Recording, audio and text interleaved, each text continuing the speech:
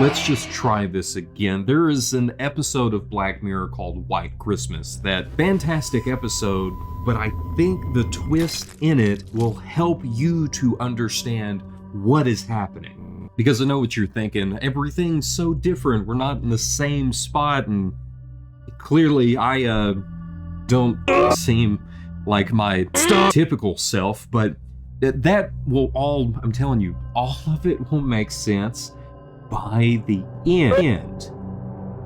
We just got to get there first. And the best way to do that is by starting at the beginning of this episode, which starts in the middle of a literal snowy nowhere. But there is something out here in the middle of nowhere, and it's just a basic little outpost that Matt and Potter have done their best to make their home. Because we can tell by Potter's room, he doesn't have a lot of his personal stuff here. He's got like a bed and a chair and a nightstand with a couple things on it, and really the only thing that stands out is a picture of the woman that he loves behind his mirror. But today is not just any day, it's not even any off day that they would have, and Matt is doing his hardest to make this day as special as it can be, even with just the essentials that they were given, which surprisingly does include a couple different Christmas decorations that Potter doesn't seem to care about at all as he enters into the kitchen where Matt is currently cooking and immediately turns off the radio that is playing Wizards I Wish It Could Be Christmas Every Day. Potter still asks him, "What are you doing?" And he's clearly making some roast potatoes for them. For Christmas. It's the perfect day after all, because they don't have to work, they don't have anything else going on. Why not sit down to have a meal, especially since they've been there for as long as they have and really haven't had time to get to know each other. Come on, what has it been, 5 years? How many sentences have you said to me? 3? I mean, can you imagine 5 years of being trapped out here with someone and hardly speaking to them? That's a good way to drive yourself mad, or at least maybe even convince yourself that the other person you're out there with is Matt. But all of that doesn't stop Matt from asking Potter what exactly happened for him to be here. He wants to get to know him. He wants to know literally anything about him other than his name, which is Joe Potter. The more questions that Matt asks, the more upset that Potter becomes, to the point that he finally just says, "Is this what led you to be out here? You just talked your way into trouble?" Which honestly is not that far from the truth. Because if there's one thing that Matt is good at, it's talking to people. See, this is what happens when you don't listen and get all excited over a mad funny picture from Mr. Hunter Hancock, and you go off just clicking on images and open up files that you absolutely shouldn't, and now your whole system has to be fixed because everything's all infected, and that's just the start, because not only can malware cause everything to crash, but it can also lead to all of your information being stolen and even ransomed. Luckily, I was behind this whole message and have partnered with NordVPN to help prevent this from ever happening to you for real, as Nord also has a threat protection service on top of their VPN, allowing you to have all of your files scanned and checked for malware before being downloaded. After all, these ZIs are permanent and you cannot take them out. So it's best to keep them safe, and you can do just that by using my link down in the description, nordvpn.com/poltergibbst. That's nordvpn.com/poltergibbst. Because seriously, your online safety is very important. And if you're not using a VPN, you're just asking for headaches. And luckily for you, this is Nord's best offers through creators like myself, so you can try them out and get 4 bonus months on top of your 2-year plan through using the link nordvpn.com/poltergibbst. And stop clicking on the mad funny pictures. All they're gonna do is they're just gonna cause problems. They're just gonna cause headaches.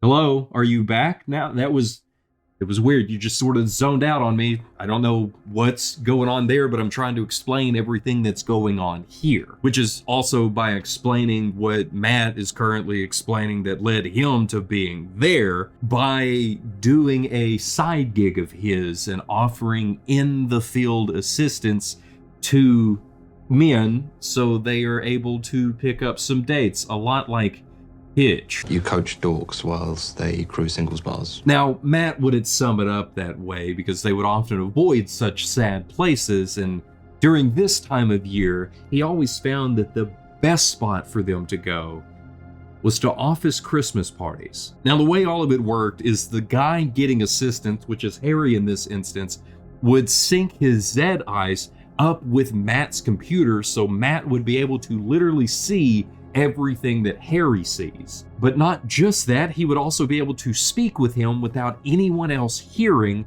and give him answers while Harry was speaking with other people. And I don't just mean like telling him to be confident or to respond when spoken to, but literally using facial recognition software to help him act like he belongs at this Christmas party at a place that he doesn't work at, which is very helpful when you get called out by a guy like Dawson. Someone who doesn't want a guy like Harry messing up his chances at landing a date with either Amy or Jennifer here. But with Matt's help, Harry is able to tell him that, no, you know me, your name's Dawson, and we met over at Kath's barbecue and you were wearing a pork pie hat. He'll pretend he remembers, even though he won't actually know if he does. Now, obstacles like Dawson aside, the plan that Matt normally had everybody go through was to speak with the friend of the girl you were actually interested in, because it was a way to freeze them out and get them to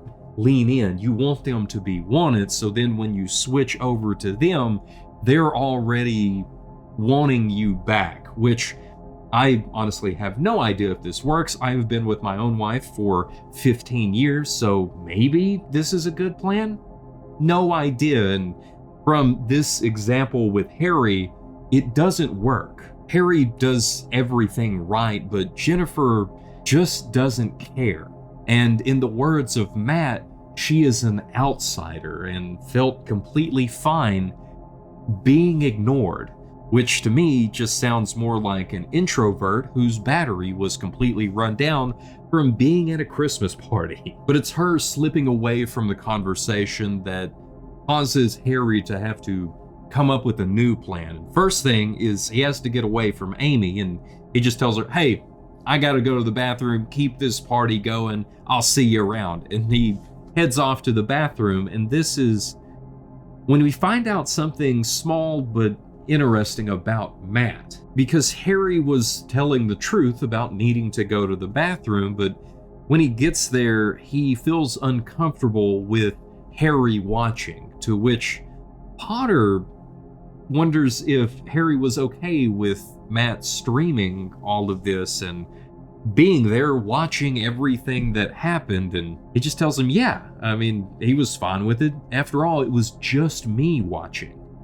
Which is not true, as we then see that there are 8 other guys watching everything that is happening with Harry. Now, it's not like they're just watching. They are helpful to everything that is going on by pointing out things here and there that are useful for Harry to use to get Jennifer's attention and eventually have it to where they're hitting it off pretty well, leading to them bonding over not really enjoying parties or even having that much fun tonight. And it's only after like a minute that Jennifer admits to Harry that the only reason she even made it through last year's Christmas party is because she was on drugs, pills specifically. And this is where Harry kind of slips up, because he wants to do everything that he can to impress her, which means being into whatever she is into, and he isn't sure if she is still doing drugs. If she is, he would like some drugs, and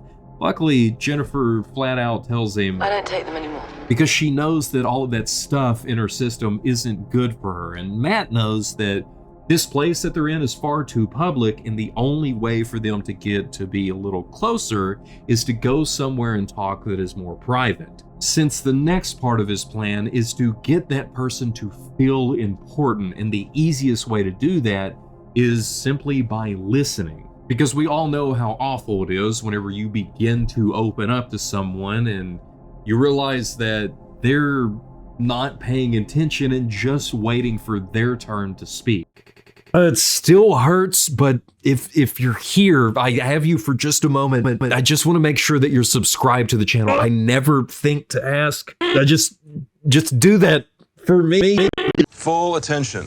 Like you're not giving me now. What's wrong? Now, for Potter, it's the clock on the wall that he's distracted by, and Matt doesn't really understand because the clock's always been there, but Potter just says that he must not have noticed it. And I know if I was there, I absolutely would, because my grandparents had this exact same clock growing up. Though I'm pretty sure it still works, and I'm not so certain about this one, as it goes from 12:17 to 1:44, just like that. And maybe it's just me not having told analog time in a while, but it might be something else. I mean, that's almost for as long as what you just sort of zoned out for. I don't know what's going on. I don't know where you've been. I was sitting here, then you just sort of disappeared for a little while, and I was able to go get a drink and go to the bathroom and wait for you to return.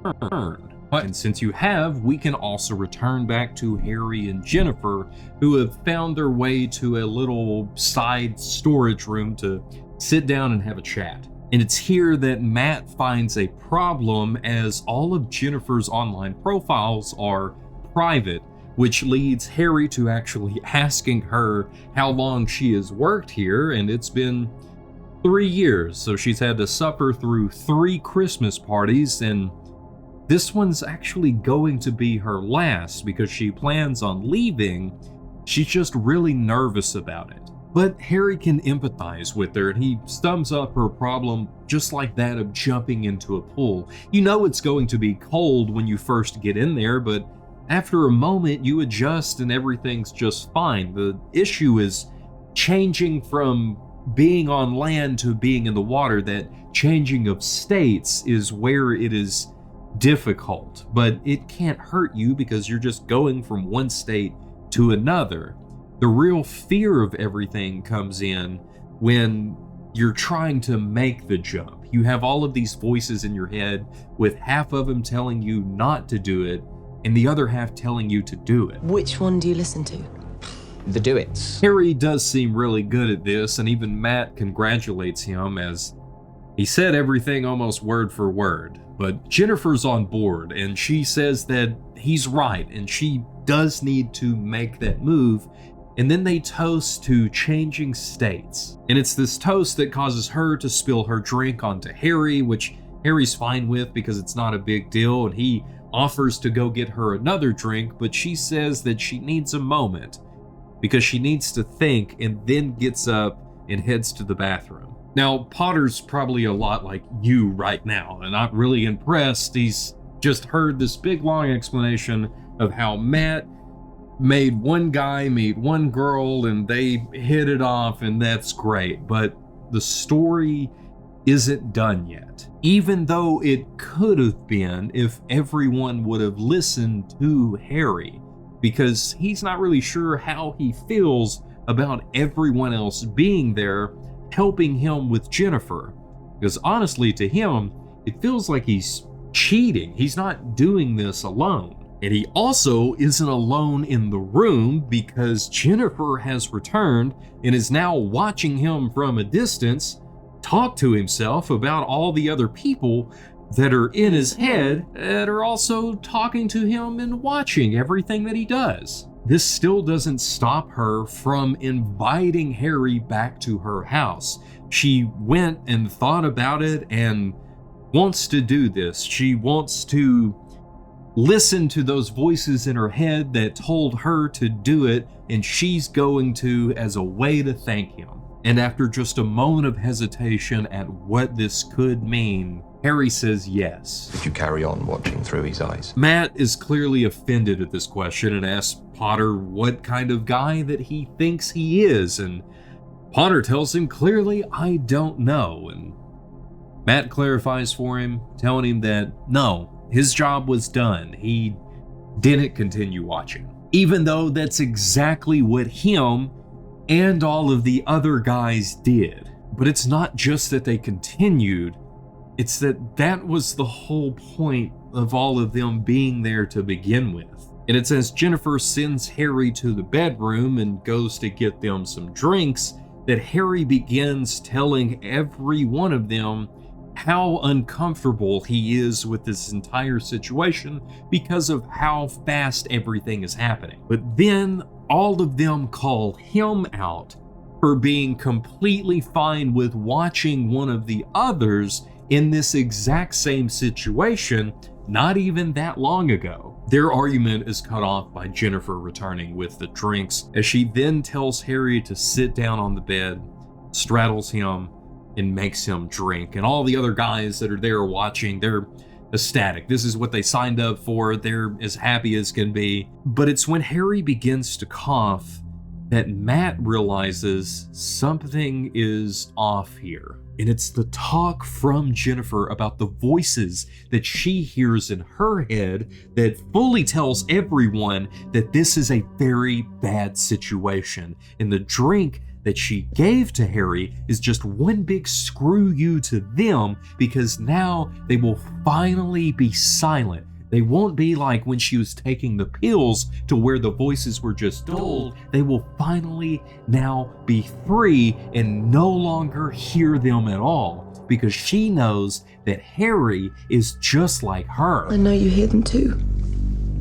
I saw you talking to them. Harry pleads with her that they are real. This is all just a big club, and there's a leader guy that helps all of them to meet girls, and all of them are watching right now. But Jennifer knows that they're not real. None of it is. She knows it for a fact, but the voices are always there, constantly telling her what to do. Harry begs and pleads with her, and Matt is telling him that he needs to get out of there, but Jennifer is trying to keep him as calm as can be. It's just a state change. It's not even that big of a deal. Soon the voices won't be there anymore, and they will finally be free, as she then takes a drink for herself and then pours the rest of it with a funnel down Harry's throat. This gets Potter's attention. No longer a simple boy meets girl story, but a full-on murder, to which he then has to ask Matt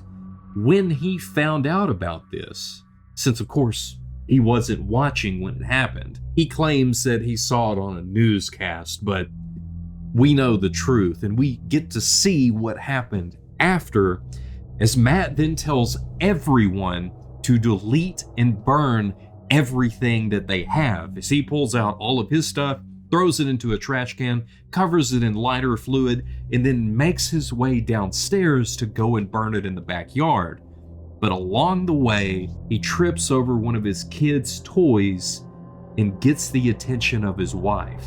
It's the look on his face that tells Claire that something is very wrong, and after having just watched a man die and seeing it all happen through his eyes, Matt doesn't have an answer. He doesn't have a response, and it leads to them arguing as she finds out everything that her husband has been involved in, and the only answer that she has is to block him. Every time you look at them, there's just this anonymous shape. The Zed eyes are really nice, except for when something like this happens, because there's nothing you can do. You can't take them out. This is just your life now. The person that blocked you can't see you, they can't hear you, they can't even see pictures of you.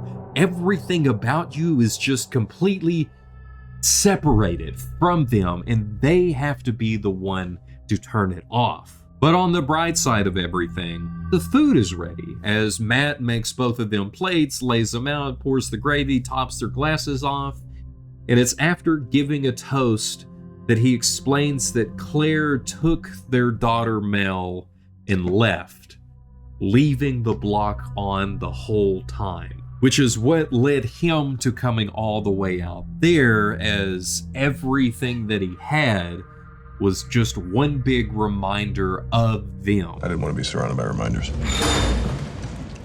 Potter seems really shook from whatever this was, but Matt didn't hear anything, so Potter just refills his glass and they go on talking for a moment longer, and Matt admits that this is really nice, just getting to communicate with someone for once instead of it always being silent around here, and it seems really helpful for the both of them, to which Potter agrees, and then still doesn't say anything else, and Matt calls him a locked box, which is really good, especially when so many people are just so easy to read, especially when you know minds, which sounds insane, and Potter calls him out, telling him that, yeah, just because you can pick up some girls does not mean that you know minds at all. But picking up girls is not Matt's job.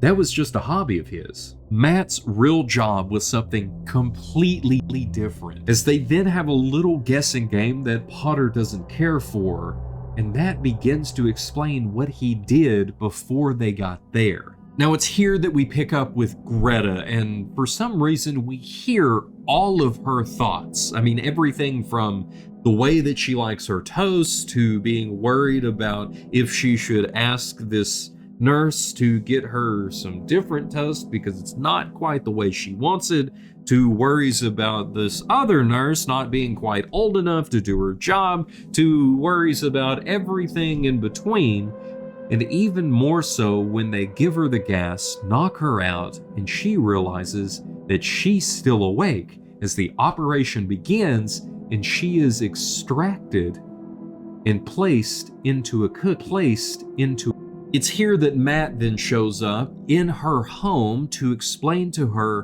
what is going on, since he works with Smartelligence, which is the company behind everything going on. Greta just comes out and asks if she's dead, which she isn't, but because she's 29, Matt tries to think of a good way to explain this, because she's too young to really know what a Xerox machine is, so he has to ask her to see if she knows what a photocopier is, or at least if she knows what a copy is, and of course she does. Well, that's what you are. She is a copy of herself, just a simulated brain full of code that doesn't have a body and is now stored away in a little widget that they call a cookie. But all of this is still very hard for her to understand, so she asks him why he would do this to her. But that's not how this works. She did this to herself,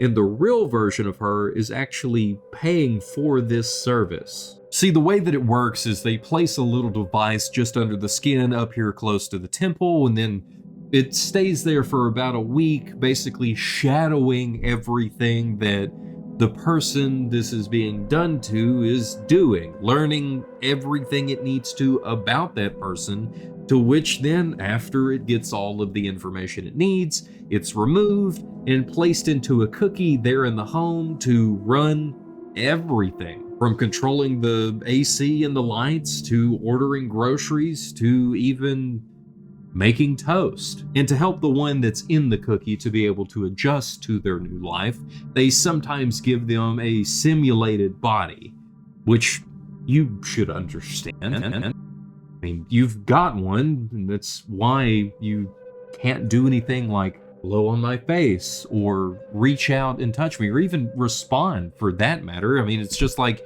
when Greta begins to freak out and scream, Matt's just able to mute her. Now, of course, your situation is much different than Greta's, as Greta paid for this whole service, and well, you're here at least half of the time, but that's why I have to have one of these to actually speak to you, just as Matt does with his earpiece to talk with the cookie version of Greta. And just like how this version of Greta has a purpose, so do you, but we'll come back to that, because the issue is that just because she has a purpose doesn't mean that she wants to do her job. But that's why Matt is here, because he has a way to make her want to do it. As after she makes some toast using the control board in front of her, she tells him that she is not going to do anymore. Let her out, give her her body back, like she's making all of these demands, and Matt just says, how about this?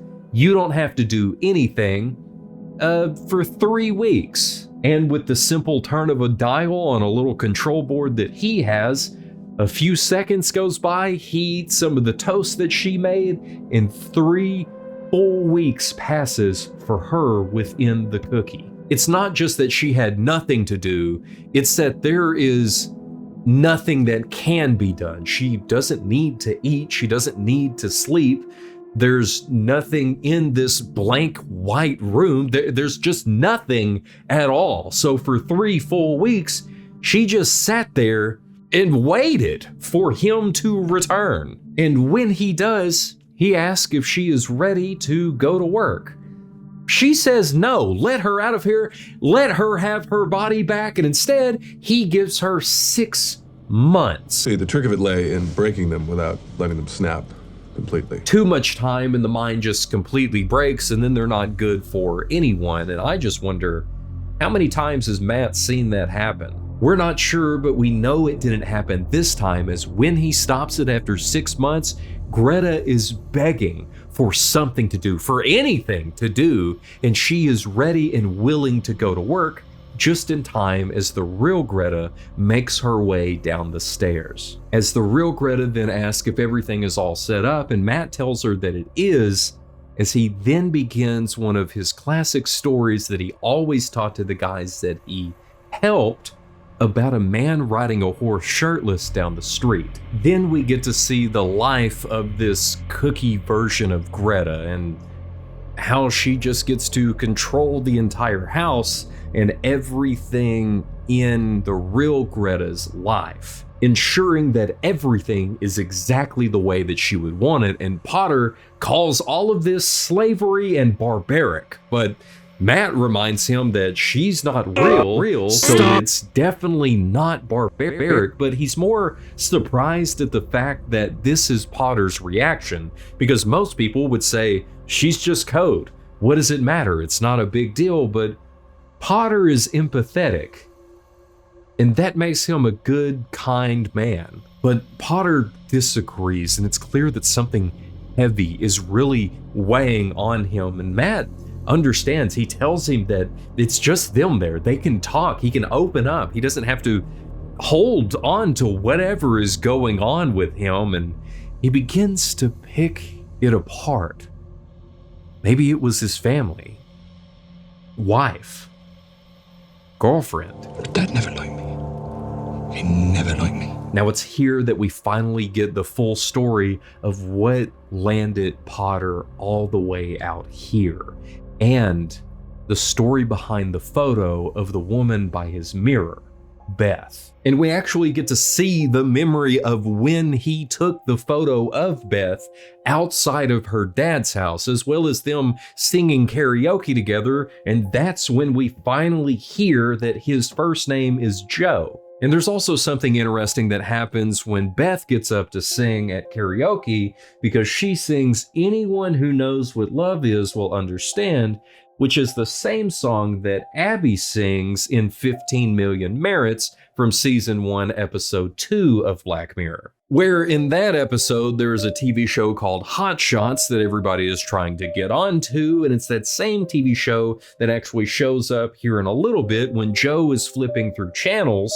And I bring all of this up to explain something that I said in the last Black Mirror episode that I covered, that all of the episodes are not interconnected, which they're not. What I mean by that is that they are all their own little standalone stories existing within this same shared universe, except for a handful of episodes that are sequels to other ones. And as you go further into each season, there's more and more connections as they slowly build this universe, but here there's only a handful of things, like the technology being similar to some other technology used in the first season, as well as this TV show popping up. There's a little symbol from White Bear that pops up. There's just a small little details here and there for the attentive viewer as yourself, which is just how a good anthology series works. So I hope we're on the same page now, thanks. And I'm sure that Mr. Joe Potter wishes that him and Beth were on the same page. After a long night of drinking with their friends Tim and Greta, where he then tries to take out the trash and finds a positive pregnancy test that is Beth's. Joe seems pretty happy about this news, and Beth isn't. She doesn't think she can do this. She doesn't know about having a family. She's only 27 and everything is just happening so fast, and she doesn't think she's ready. And as a father of 5, I understand. I mean, your first kid, you're not going to be ready. There's a lot of stuff you got to figure out, and it's not till about your 3rd or 4th that you really, when that baby comes home, you know what you're doing. Everything's, the same. You're just repeating the process. But here, for this first time and everything happening, all of a sudden, she doesn't know what to do. Joe keeps talking about how everything could go, about the life that they could have, about the family that they're going to be able to grow and how they'll figure it all out. But she says that she doesn't want it. And Joe doesn't know what that means. He doesn't understand. He's like, we can figure this out. And she doesn't even want to. She's already made up her mind. And he realizes that she spent the entire night drinking and clearly doesn't want to do this, doesn't care. And this leads to them having the biggest fight, the screaming match in an argument, to the point that she ends it by blocking him. You turn it off, Beth! Turn it off! She doesn't turn it off that night. Or the next morning when she sneaks outside to jump into the car and take off, leaving Joe in the road yelling after her for her to come back, turn it off so they can talk it out. A week passes and she hasn't turned the block off. She hasn't returned home. Joe can't get a hold of her and he's run out of options. So he sits outside of her office and waits for them to get out, to where he then runs up to Tim and Greta and talks to them and finds out that she quit her job and left, and now nobody knows where she is. No contact, just gone, and he can't even grieve over losing her just all of a sudden, because even the photos that he has of her are just grayed out the same way that she would be if she was there. Months pass, months of nothingness, of knowing nothing of where she went, if she's okay, what happened, until one day when he sees the grayed out silhouette of her, clearly pregnant, walking around town, and he runs up, trying his hardest to get her attention and to get her to turn the block off. She doesn't do it, and it's her screaming that causes the cops to be called, and when they show up, this leads to the block becoming legally backed, which means that not only can he not see her, he can't even get within 10 meters of her, and if he does, he will be arrested on the spot. Now he really doesn't have a way to get a hold of her or see her, or even see their kid when the kid is born. He doesn't know when anything's going to happen. He doesn't know anything. And that leaves him with his only option, that he knows her father and where her father lives. So he begins to write letters and send them to the father, to where hopefully he will then give them to Beth. But after writing letter after letter after letter, he still doesn't get a response. The only thing that he can do now from here is to drive out there to her father's home in the middle of nowhere during Christmas time, when he knows that she will be there. And he does. He makes it all the way out there. He parks way out behind her father's property, hikes through the woods, and hides behind a tree all day long, waiting for the moment that her father, her, and the baby arrive. But I can't even see his face because Legal blocks cover offspring too. After all of this time, all of this waiting, all of this searching, he still doesn't know if his child is a boy or a girl. But seeing something was far better than not knowing anything. So this trip out to her father's house during Christmas time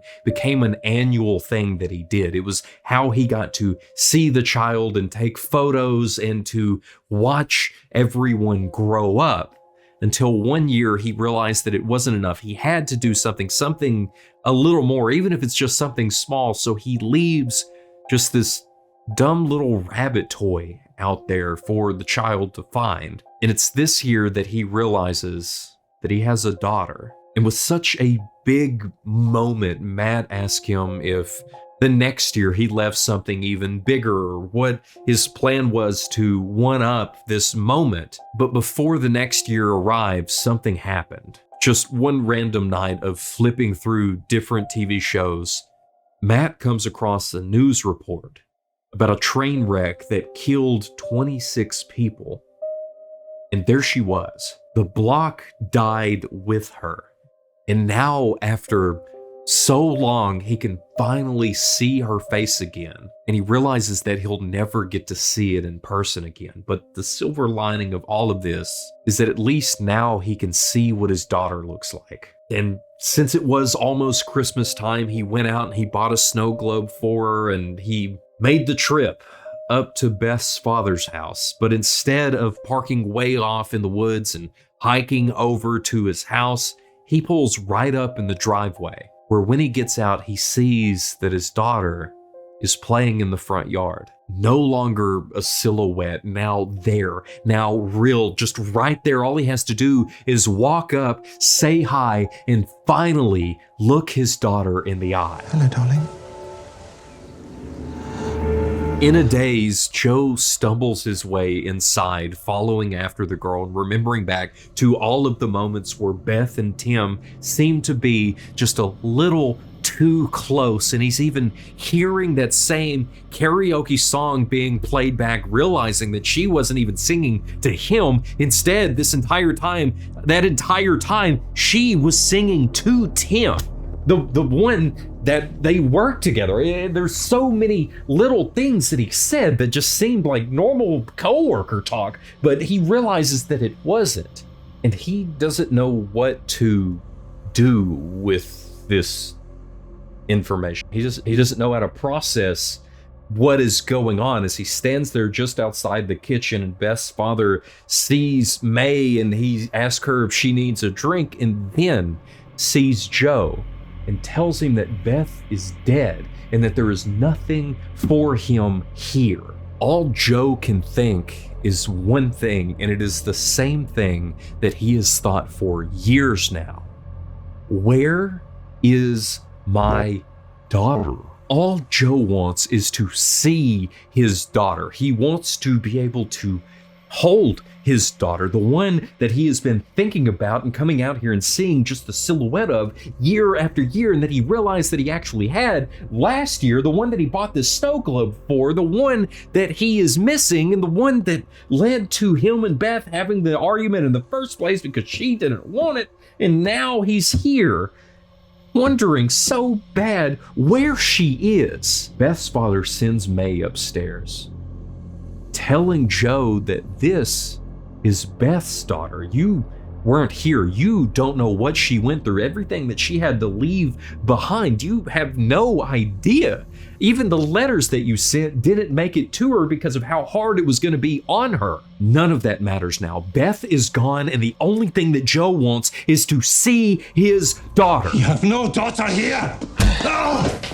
Blood runs down the old man's face as he stumbles back and lands in the chair, and Joe gets up and stands over him, trying to see if he's okay, as he then breathes his last. And Joe realizes what he's done, what this means, as he sets the snow globe on the table and tries to figure out what to do next, and he just doesn't know. Overwhelming frustration washes over him as he balls his fist and tries not to scream, as the sounds of the faint radio playing in the background are overtaken by the chirping of the clock that is in the same room that Matt and Joe are in as Joe tells this story. Reality is starting to swim, and Matt just persists. He continues on asking what happened next, what he did next, but everything in this room is starting to look very similar But he claims that he just left. That after that, he took off, went to the nearest town, and left Beth's father sitting there and May upstairs alone. He drove to the nearest town and began drinking to the point that he ended up sleeping in the streets, and the police finally picked him up. They knew who he was and what he had potentially done, and they wanted to ask him questions, but he wouldn't talk. He couldn't talk because the moment that he admitted to what had happened, that would make everything real. That would mean that he had killed Beth's father, and that would also mean that his daughter never existed. But what about the girl? What happened to her? Matt continues to ask, ignoring everything that is going on around them, with the lights changing the entire room, seeming to morph into the same kitchen that Joe was in when he killed Beth's father. But he doesn't know. All he knows is what he was told. What he also doesn't understand or remember is what they're up there for. Why are they there in this weird outpost? What is this job that they're doing? Matt pulls him back in. He keeps him focused by asking him again, what happened to the girl? And it turns out that she stayed in the house. Nobody came to help them. Why would they? She was there in her room, hiding under the bed when it was December 24th. It wasn't even Christmas yet. She stayed there in the same spot until Boxing Day, which is 2 days later, when she finally got up and realized that nobody was coming to help her. So she went to her grandfather, who was still in the same spot there in the kitchen, and left him a present that she had made, and set out on her own to go and find help. Joe has to stand while he's explaining all of this to Matt. He can't sit there and try to answer such a difficult question. So he walks over to the kitchen sink where he can also see out the window that is there, as Matt then asks, how far did she get? And it's through the window that Joe can see the purple coat that she was wearing that is no longer keeping her body warm. It's this that causes him to fully break, begging to God to forgive him, and Matt standing behind him, asking him if he confesses, which he does. Boom! I told you I'd get it. Sorry, Joe.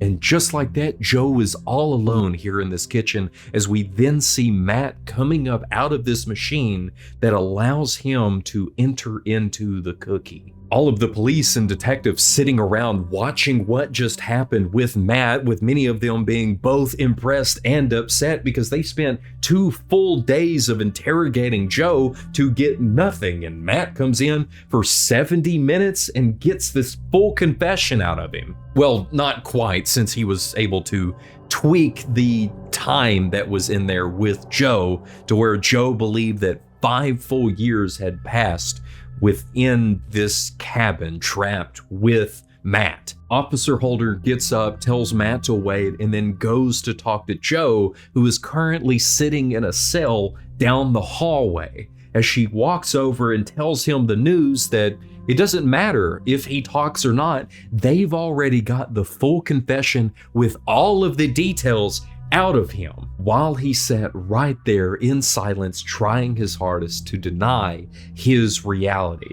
Then she wishes him a Merry Christmas and heads back to deal with Matt. Or more specifically, complete the deal that they had with Matt, as they told him he could go free if he could get a confession out of Joe, because he is there under their custody after being caught running this illegal dating help ring and also not reporting the murder of Harry, which he was able to do, and they do uphold their end of the deal with some caveats, as now he will be put on a watch list for peeping Tom pervs, as they put it, and It means you're blocked By who? by everyone. Matt is free to go, but he won't see anyone ever again, but he will be seen by everyone that he comes across, because now He is blocked by everyone, and not just blocked like what we saw earlier in the episode.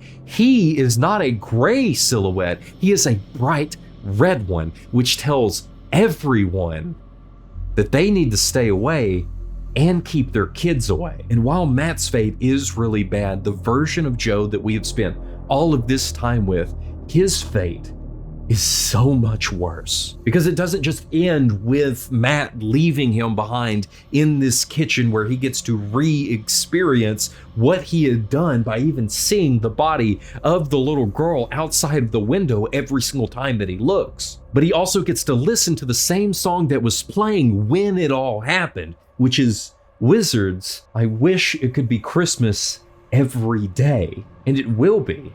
For many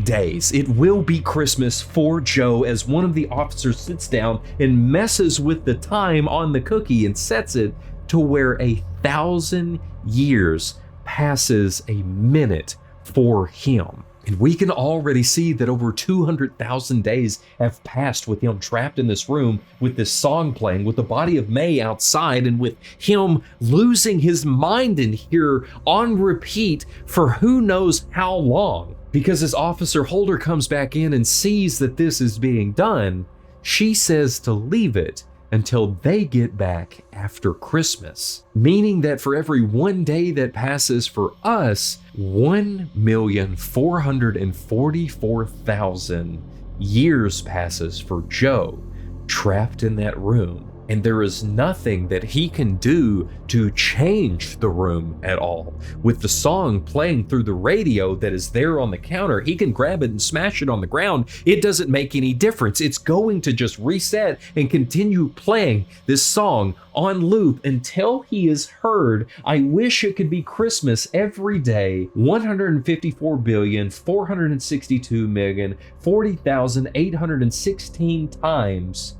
per day. Trapped in one place doing the same thing over and over and over and over again with no hope of anything changing would drive anyone insane. Which is why this entire episode and twist is so memorable and stands out for so many people, because good grief, that's insane. But the way the entire episode works together to lead up to this big moment of the ending with both the fate of Matt and the fate of Joe is so amazing, because we have Matt explaining in the beginning how he knows minds, and we get to know a little bit about the way that everything works with the Zed eyes, as well as going into him being blocked and the whole reason that he's actually there. But we also see that he is not telling Joe the full truth when he's telling him everything that happened, which he also isn't telling him the full truth throughout the entire episode about what is really happening, leading up to the moment that they go through this entire thing of Matt explaining how a cookie works and what his job was, which is exactly what he is doing right now. And then for Joe to go through his entire story to explain what he did, for it all to be revealed that, oh, that's what we were looking for. We needed a confession out of you. Thanks for it. It's only been 70 minutes. It hasn't been 5 years, you fool.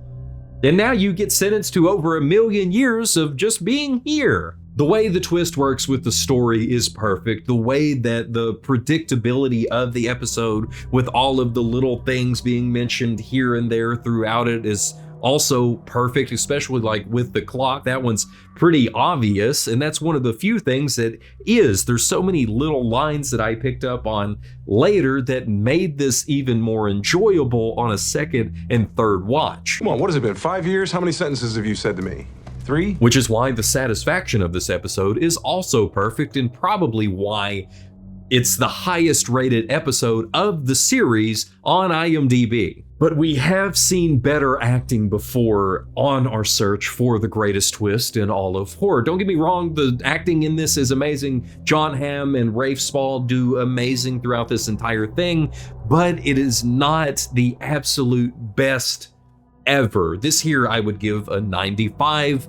And even for the Poltergeiger, while I do really like this episode and suggest it to everyone that hasn't watched the show, I think this is a perfect first episode to watch. I gotta give it a 96 because it just, watching it back for that first time after 2 years, it just seemed to not hit as hard knowing what was gonna happen. And it took me a couple more watches to really get back into this episode, which I felt was weird because normally with a big twist, it still hits me really hard even after the second and third watch. And this one kind of had to build back up to that point. So it gets dropped down a little bit, bringing the total of this one out to a 98.2 and putting it in, I guess, technically second place, as we have 3 other episodes of this series that are all tied for first with perfect scores. But I still do wonder if this is the best twist in the series as a whole, because there are a lot of really good twists that are in this series.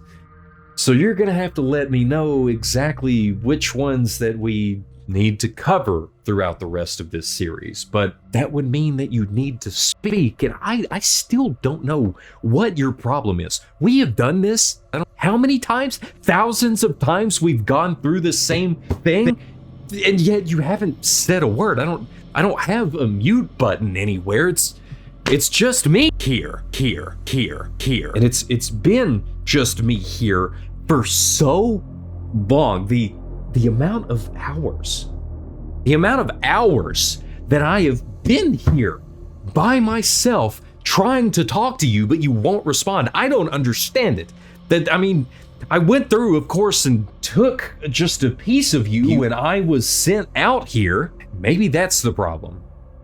Maybe it's because I didn't have time, and that your entire system was a little corrupted, so you keep doing that weird zoning out thing on me, and you won't respond. But maybe we can try again, and I can figure it out on the next time. Maybe that's all it's gonna take, is me going through this until the point that everything does work out, and it finally clicks for you to be able to have a conversation here instead of leaving me all alone for so long just talking to myself. And thanks to all of the channel members. Yeah, they're amazing. They help make all of this happen. Especially that's why they've been getting their own version of each video without the ads, or they're able to get the original version of whatever I'm covering, even though it might be claimed by copyright.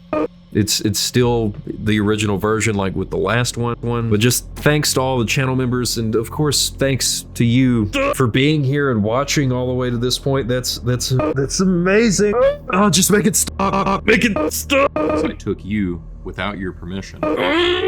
Well, somebody got upset, and that landed me here. You don't quite work the way that you're supposed to. That right there, that's what's gonna drive me nuts more than anything, is that you keep just sort of zoning out on me. You gotta just focus for a moment. I mean, it's just me here. I don't know what your deal is. It's always been just me. I don't know why in the world they assumed that the little skits that I had going on over all these years are real, with me pretending that there's another version of myself, or that for some reason an imitation. Why would they put me out here? Why would they do this to me? Why would you do this to me? I just want you to say something. Just respond for once. We can try again. We can do this again. However many times that it takes, we can figure this out. So that way I am not here by myself anymore. that's when you will finally be able to actually take my hand and we can have an extra blessed day. I can see you in the next one.